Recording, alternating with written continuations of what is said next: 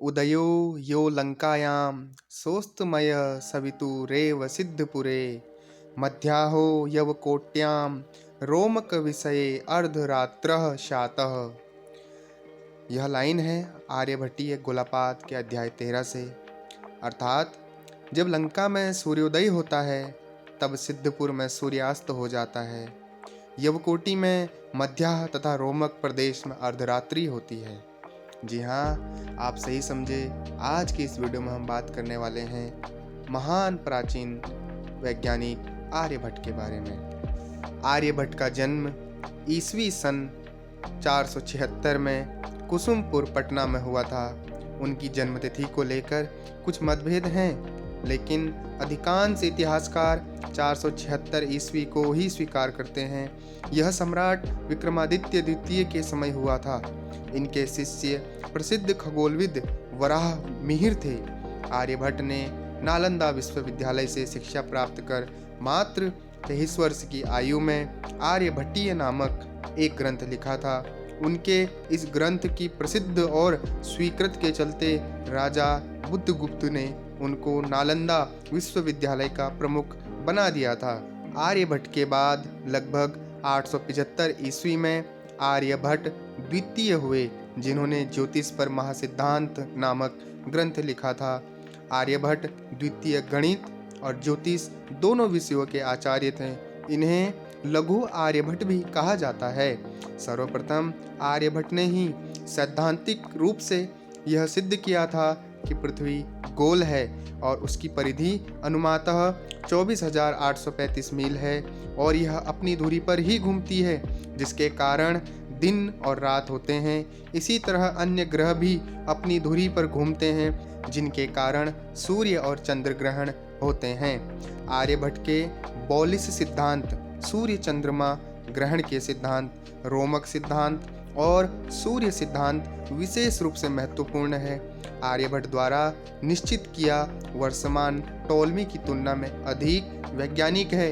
आर्यभट्ट के प्रयासों द्वारा ही खगोल विज्ञान को गणित से अलग किया जा सका है।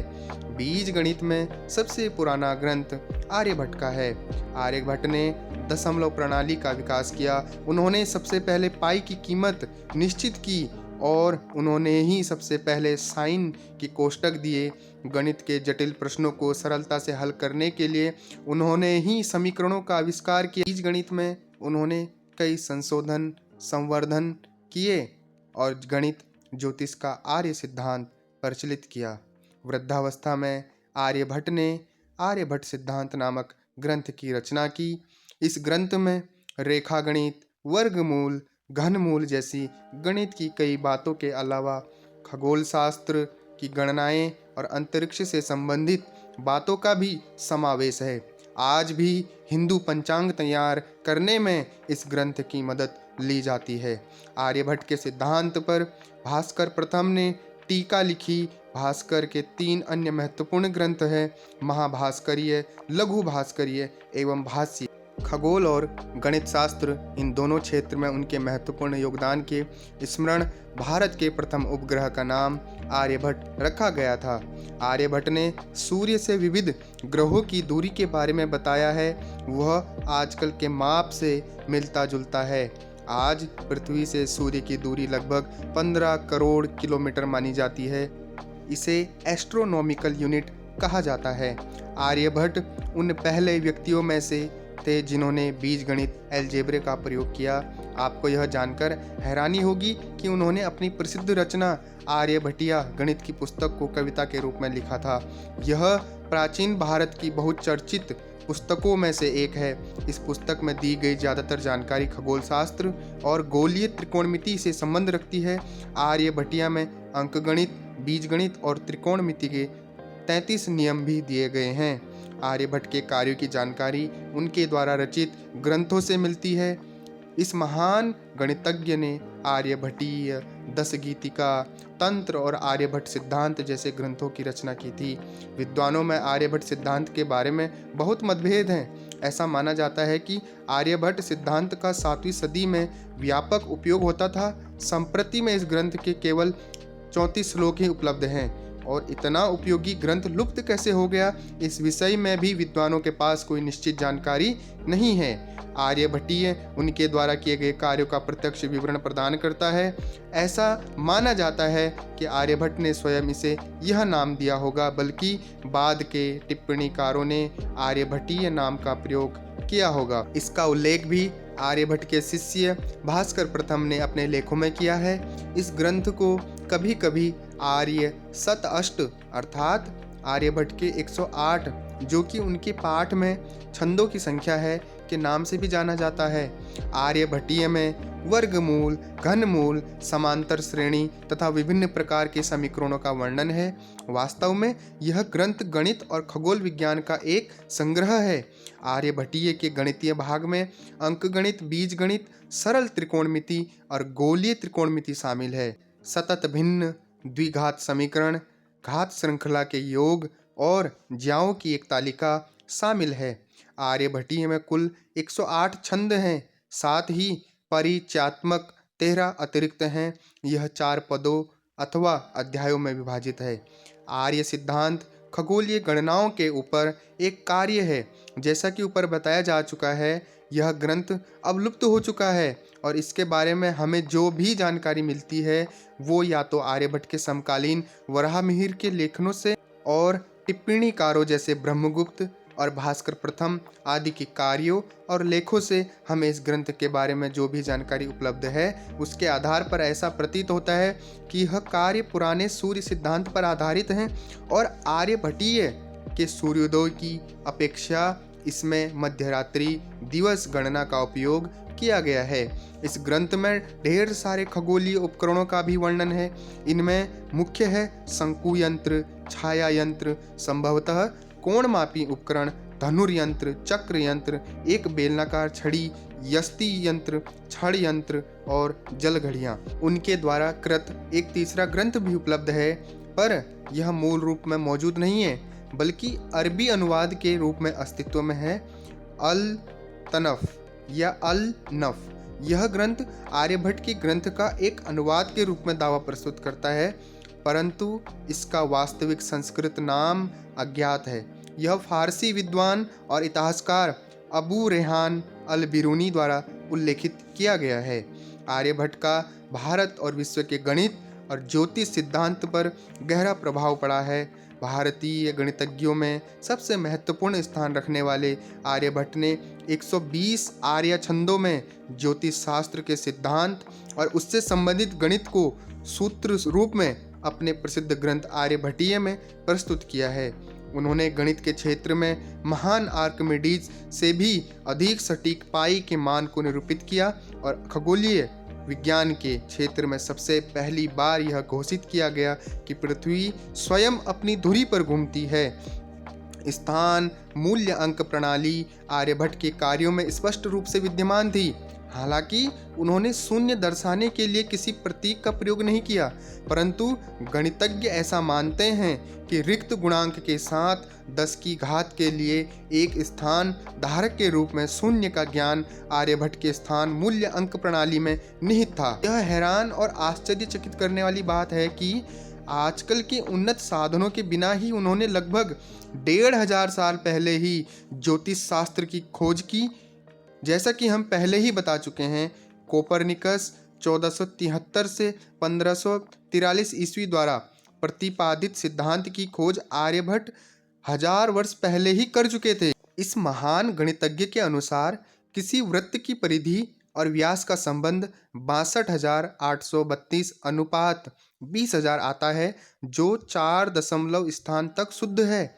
आर्यभट्ट की गणना के अनुसार पृथ्वी की परिधि 39,968.0582 किलोमीटर है। आर्यभट्ट को शून्य की खोज का श्रेय दिया जाता है, जिन्होंने इसे संख्या प्रणाली में शामिल किया। आर्यभट्ट ने गणित में शून्य के महत्व को समझाया और इसके उपयोग को प्रचलित किया।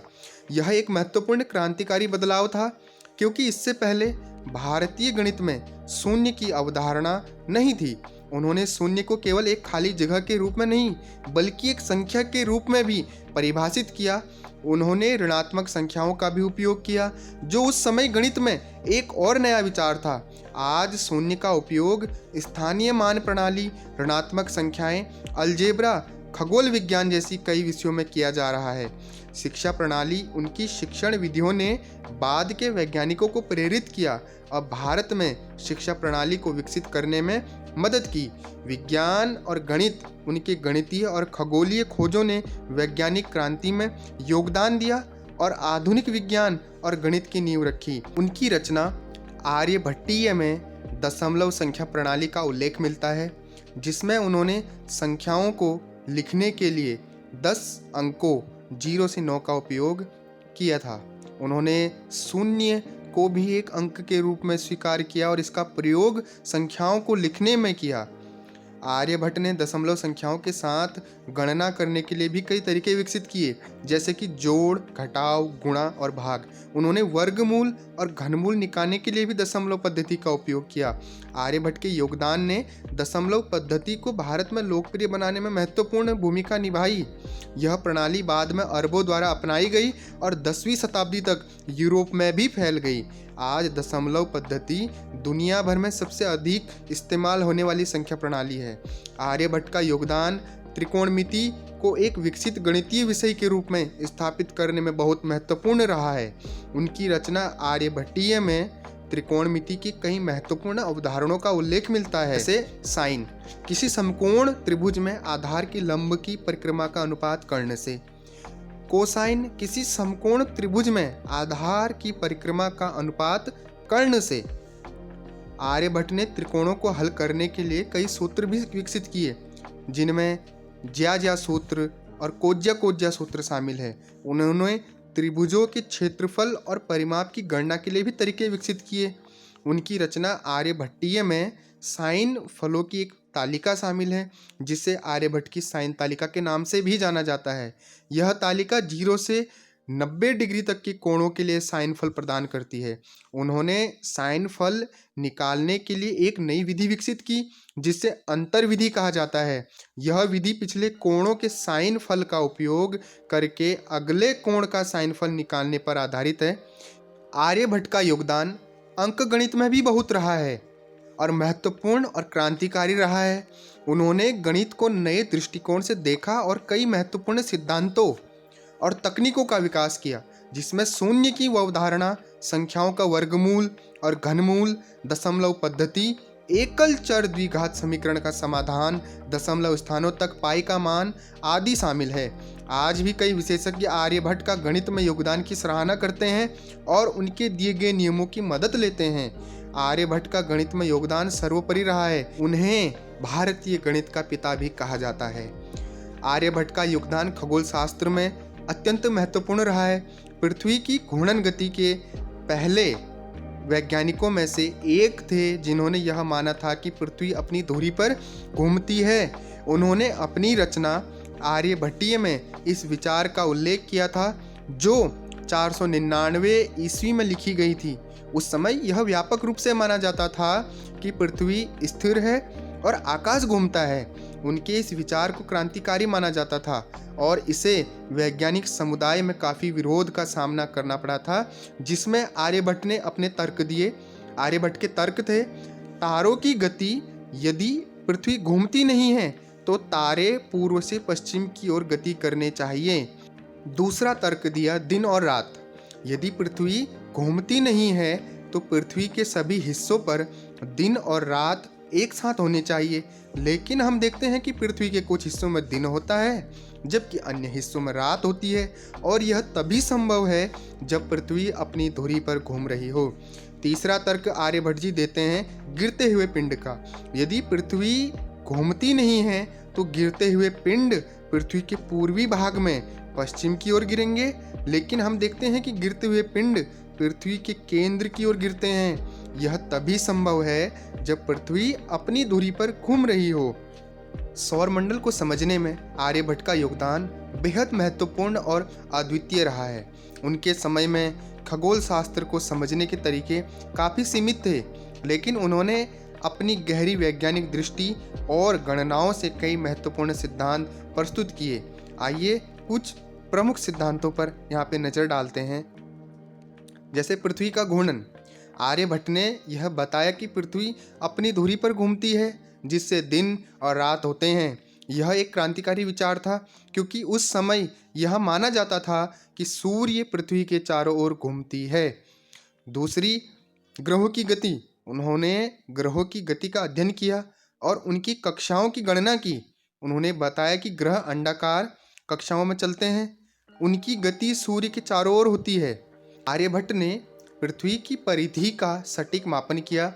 उनकी गणनाओं ने यह साबित किया कि पृथ्वी गोलाकार है और उसकी परिधि लगभग 39,968 किलोमीटर है, जो कि वास्तविक परिधि 40,075 के बहुत करीब है। खगोलीय घटनाओं की भविष्यवाणी। उन्होंने खगोलीय घटनाओं की भविष्यवाणी करने के तरीके विकसित की। उन्होंने ग्रहों की स्थितियों और उनके संक्रमण का सटीक वर्णन किया, जिससे खगोल शास्त्र में नए आयाम जुड़े। सूर्य और चंद्र ग्रहण। आर्यभट्ट का सौर और चंद्र ग्रहण को समझने में बहुत महत्वपूर्ण योगदान रहा है। उनके समय में ग्रहणों के बारे में कई मिथक और गलत धारणाएं थी, लेकिन उन्होंने वैज्ञानिक दृष्टिकोण से इन खगोलीय घटनाओं को समझाया। आर्यभट्ट ने वैज्ञानिक दृष्टिकोण से समझाया, सौर और चंद्र ग्रहण को खगोलीय घटनाओं के रूप में समझाया, जो पृथ्वी, सूर्य और चंद्रमा की स्थितियों के कारण होते हैं। चंद्र ग्रहण। उन्होंने बताया कि चंद्र ग्रहण तब होता है जब पृथ्वी सूर्य और चंद्रमा के बीच आ जाती है और पृथ्वी की छाया चंद्रमा पर पड़ती है। उन्होंने यह समझाया कि यह घटना चंद्रमा की पूर्णिमा के समय होती है, जिसे हम चंद्र ग्रहण कहते हैं। सौर ग्रहण या सूर्य ग्रहण। उन्होंने यह भी स्पष्ट किया कि सौर ग्रहण तब होता है जब चंद्रमा पृथ्वी और सूर्य के बीच आ जाती है, जिससे सूर्य का प्रकाश पृथ्वी पर पूरी तरह या आंशिक रूप से नहीं पहुंच पाता। यह घटना मुख्यतः अमावस्या के समय होती है, जिसे हम सौर ग्रहण या सूर्य ग्रहण कहते हैं। आर्यभट्ट ने ग्रहणों की सटीक गणना के तरीके विकसित किए। उन्होंने ग्रहण के समय और उसकी अवधि की गणना के लिए विधियां बताई। ग्रंथ आर्यभट्टीय। उन्होंने अपने प्रसिद्ध ग्रंथ आर्यभट्टीय में सौर और चंद्र ग्रहणों के सिद्धांतों को विस्तार से समझाया। उनका एक ग्रंथ आने वाली पीढ़ियों के लिए मार्गदर्शक बना। उनकी शिक्षण विधियों ने बाद के वैज्ञानिकों को प्रेरित किया और भारत में शिक्षा प्रणाली को विकसित करने में मदद की। उनके गणितीय और खगोलीय खोजों ने वैज्ञानिक क्रांति में योगदान दिया और आधुनिक विज्ञान और गणित की नींव रखी। उन्होंने भारतीय संस्कृति और ज्ञान को समृद्ध किया और भारत को दुनिया के एक प्रमुख ज्ञान केंद्र के रूप में स्थापित करने में मदद की। आर्यभट्ट ने अपने जीवन का एक महत्वपूर्ण हिस्सा नालंदा विश्वविद्यालय में शिक्षा और अनुसंधान में बिताया। उन्होंने विभिन्न विषयों जैसे गणित, खगोल विज्ञान, ज्योतिष और आयुर्वेद में ज्ञान का प्रसार किया। उन्होंने नई शिक्षण विधियों का विकास किया और छात्रों को प्रेरित करने के लिए रचनात्मक तरीकों का उपयोग किया। आर्यभट्ट के सम्मान में भारत सरकार ने आर्यभट्ट के सम्मान में अपने पहले उपग्रह का नाम आर्यभट्ट रखा, जिसे 1975 में प्रक्षेपित किया गया था। आर्यभट्ट के सम्मान में बिहार सरकार द्वारा सन 2010 में आर्यभट्ट ज्ञान विश्वविद्यालय AKU पटना की स्थापना की गई। आर्यभट्ट के सम्मान में सन 1988 में अंतर विश्वविद्यालय खगोल विज्ञान और खगोल भौतिकी केंद्र IUCAA पुणे के परिसर में उनकी प्रतिमा की स्थापना की गई। उनके जीवन और कार्यों पर किताबें और लेख लिखे गए। उन्हें दुनिया भर के वैज्ञानिकों और गणितज्ञों द्वारा एक प्रतिभाशाली और अभिनव विचारक के रूप में सम्मानित किया जाता है। आर्यभट्ट का जीवन परिचय हमें यह सिखाता है कि ज्ञान और अनुसंधान की कोई सीमा नहीं होती। उनके योगदान न केवल भारतीय गणित और खगोल विज्ञान को समृद्ध किया, बल्कि विश्व भर में वैज्ञानिक सोच और समझ को नई ऊंचाइयों पर पहुंचाया। आर्यभट्ट की शिक्षा की विशेषता यह थी कि उन्होंने केवल पारंपरिक शिक्षाओं को ही नहीं अपनाया, बल्कि नए विचारों और सिद्धांतों को भी विकसित किया। उनके विचार और सिद्धांत आज भी उपयुक्त हैं और हमारे जीवन को प्रेरित करते हैं। साथियों, आज के इस वीडियो में हमने जाना आर्यभट्ट कौन थे, उनका जन्म स्थान, उनका जीवन परिचय, उनके कार्य, उपलब्धियां, उनका गणित तथा खगोल के क्षेत्र में योगदान और उनकी विरासत। आर्यभट्ट के प्रमुख ग्रंथों के बारे में गहराई से जाना। साथियों, आपको हमारी यह वीडियो, आपको हमारी यह जानकारी आर्यभट्ट के बारे में कैसी लगी, आप कमेंट में हमें ज़रूर बताइएगा।